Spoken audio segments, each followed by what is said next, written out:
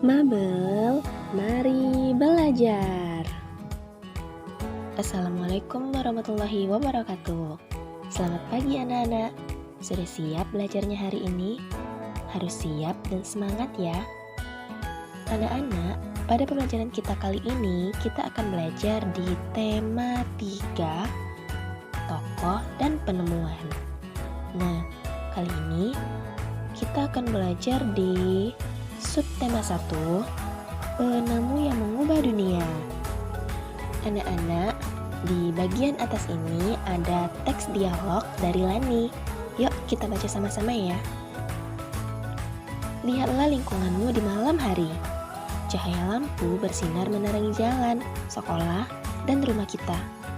Listrik telah mengubah wajah dunia. Tahukah kamu siapa tokoh yang berhasil menemukan mesin pembangkit listrik? Dan bagaimana lampu-lampu di rumah dapat menyala? Nah anak-anak, dari teks dialog Lani tadi kita dapat mengetahui bahwa listrik telah mengubah wajah dunia yang dari awalnya ketika malam hari itu gelap, tapi sekarang bisa terang benderang berkat adanya listrik. Nah, Lani tadi juga menanyakan 2 pertanyaan. Yang pertama, siapa tokoh yang berhasil menemukan mesin pembangkit listrik? Dan yang kedua, bagaimana lampu-lampu di rumah dapat menyala? Nah, anak-anak, untuk dapat menjawab pertanyaan Lani, yuk kita baca dulu teks yang di bawahnya ya, yaitu listrik pengubah wajah dunia.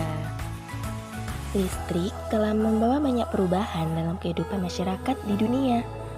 Michael Faraday adalah tokoh penemu arus listrik. Faraday lahir di tahun 1791 di Newington, Inggris. Ia berasal dari keluarga miskin dan hanya sebentar merasakan pendidikan di sekolah. Dengan perjuangan keras dan semangat pantang menyerah, ia akhirnya berhasil membuat alat sederhana pertama yang dapat menghasilkan gelombang elektromagnetik. Tahukah kamu bagaimana perjalanan arus listrik hingga sampai ke rumahmu?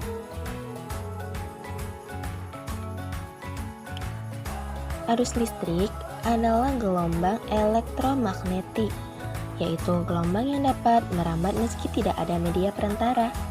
Gelombang elektromagnetik terbentuk dari hasil perubahan medan magnet dan medan listrik yang terjadi terus-menerus.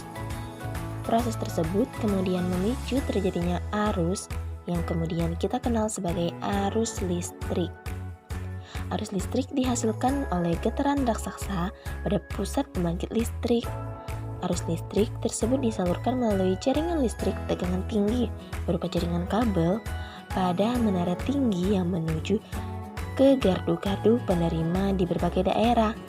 Dari gardu-gardu penerima, arus listrik kemudian disalurkan ke rumah penduduk dan berbagai tempat yang memerlukannya.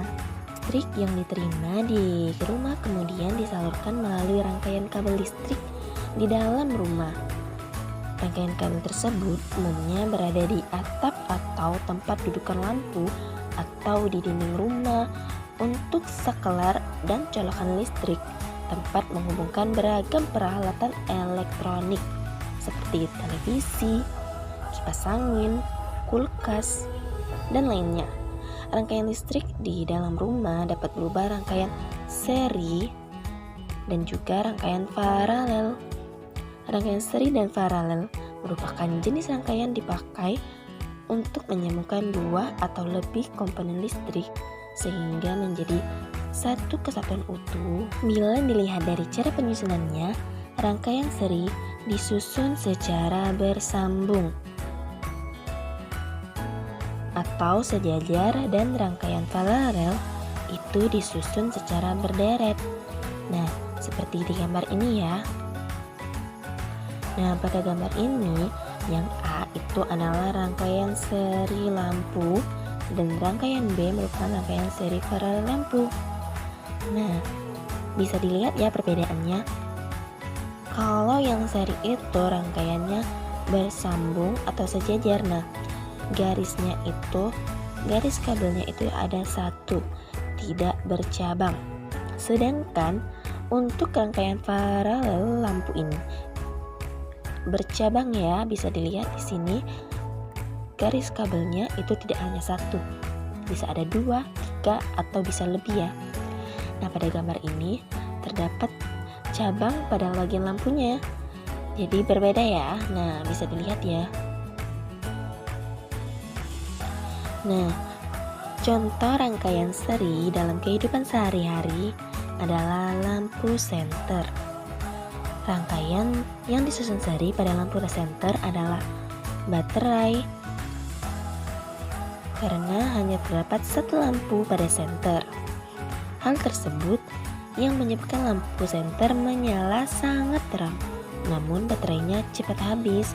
Rangkaian seri dan paralel juga bisa ditemui pada lampu-lampu di rumah. Betapa penting peranan listrik bagi kehidupan manusia. Tanpa listrik tentunya kita mendapatkan banyak kesulitan dalam mengerjakan aktivitas sehari-hari.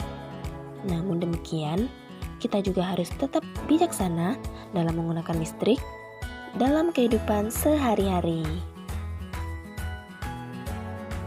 Nah, anak-anak, di sini ada pertanyaan yang terdiri dari 5 paragraf tadi ya. Tapi sebelum itu, yuk kita pelajari lagi lebih lanjut tentang rangkaian seri dan rangkaian paralel tadi. Anak-anak, di sini ada rangkaian seri dan paralel. Nah, di mana di sini ada contoh lampunya ya. Nah, untuk yang di sebelah kanan itu contoh dari lampu rangkaian seri, dan di sebelah kiri itu adalah lampu paralel.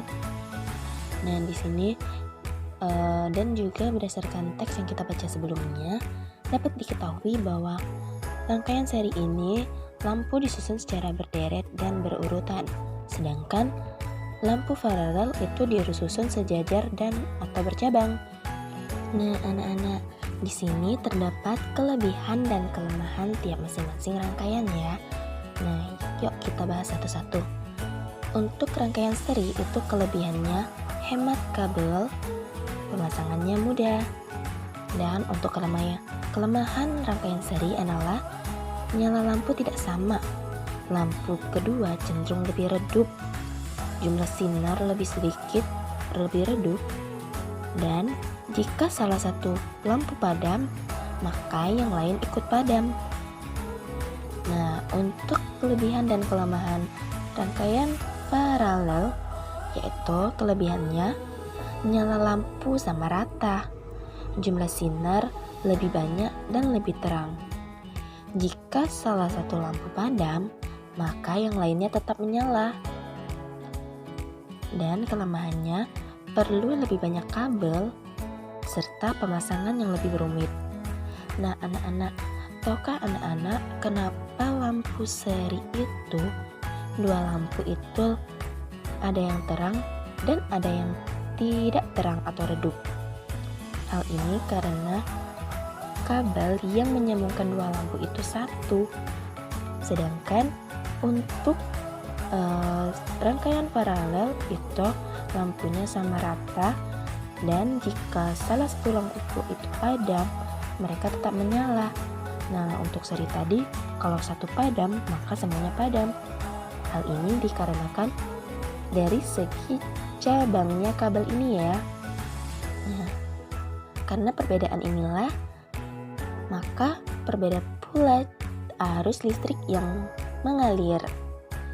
Anak-anak, selain itu pada penyusunan baterai untuk seri di satu lampu itu berbeda loh dengan penyusunan baterai paralel satu lampu.